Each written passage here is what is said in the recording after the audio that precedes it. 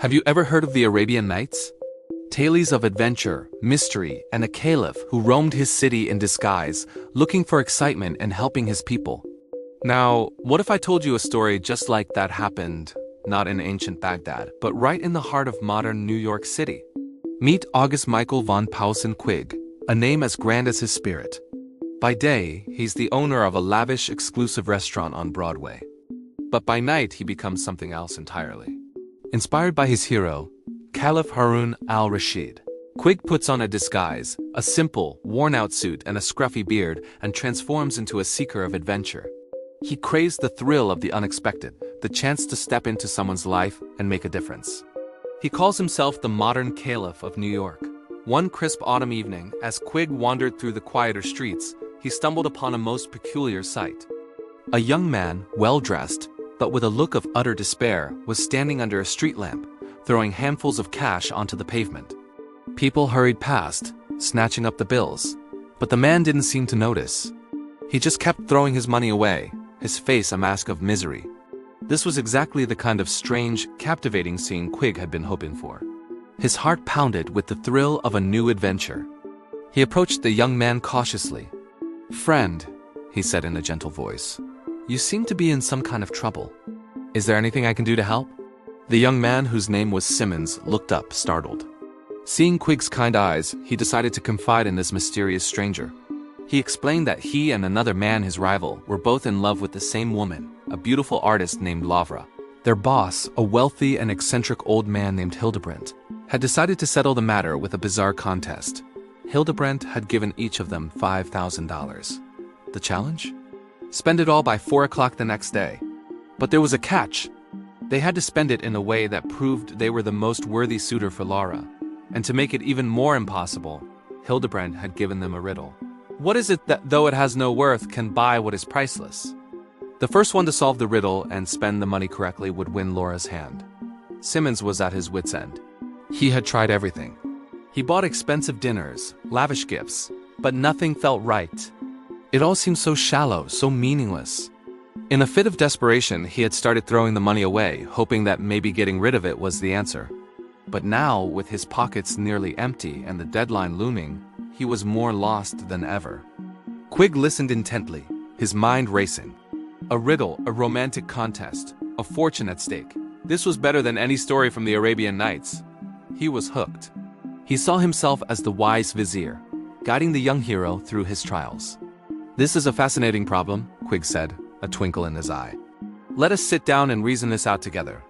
Two minds are better than one, especially when one of them has seen a thing or two about the world."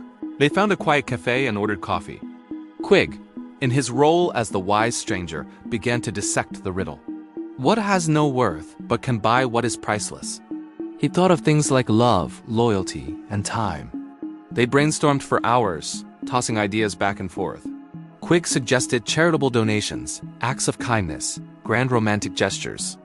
They debated the meaning of priceless. Was it Laura's love? Her happiness? They explored every possibility. Maybe the answer was to burn the money, showing contempt for wealth. No, that seemed too destructive. Perhaps they were supposed to use the money to create something beautiful, like a piece of art. But Simmons wasn't an artist. As the night wore on, every solution they came up with seemed to have a flaw. Quigg, for the first time in his adventurous career, was stumped.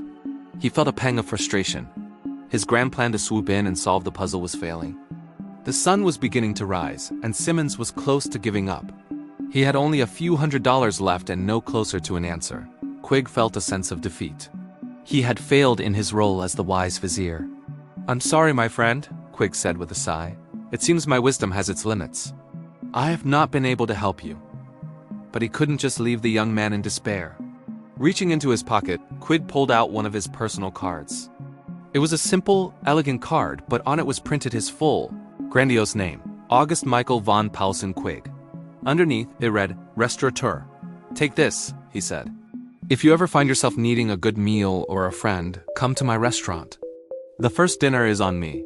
It was a small gesture, but it was all he could offer.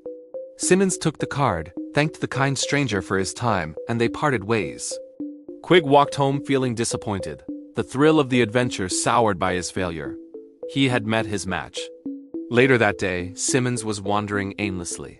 the deadline just hours away. He felt utterly defeated. He pulled the stranger's card from his pocket, planning to throw it away. But as he looked at it, something caught his eye. The name, August Michael von Paulsen Quigg, and the word beneath it, restaurateur. Suddenly, it was like a bolt of lightning. The letters on the card seemed to rearrange themselves in his mind.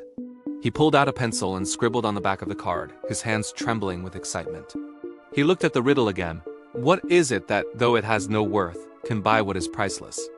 And then he had it, the answer. It wasn't about love or charity. It was hidden in plain sight. It was a word puzzle, an anagram. He raced to a telegraph office, his heart pounding. He had just enough money left. He sent a telegram to Laura's father, knowing it would be passed on to Hildebrandt. The message was simple. It was the answer to the riddle, spelled out from the letters in August Michael von Paulsen Quigg, restaurateur. The answer was a valuable gem, something that sounds priceless but as a phrase is just words. It has no intrinsic worth. And how did he buy it? By sending the telegram, he had spent the very last of his money. He had fulfilled every condition.